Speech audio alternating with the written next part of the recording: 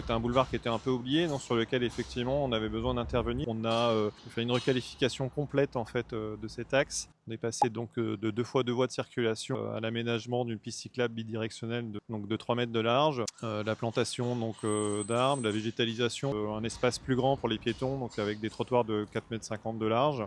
On a également de la gestion des eaux pluviales avec des bassins enterrés donc, qui permettent d'infiltrer et de mieux gérer les eaux.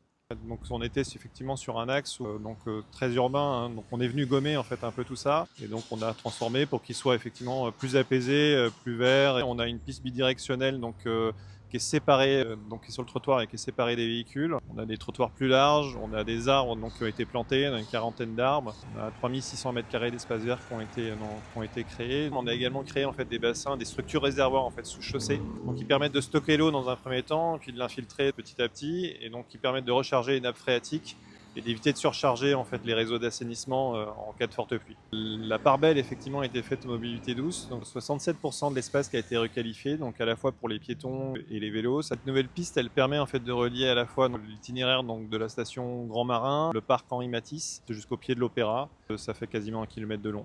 Un projet collaboratif, on a travaillé main dans la main avec différents services, donc à la fois la direction des transports, la direction de l'assainissement et les associations pour les mobilités, notamment la DAV également.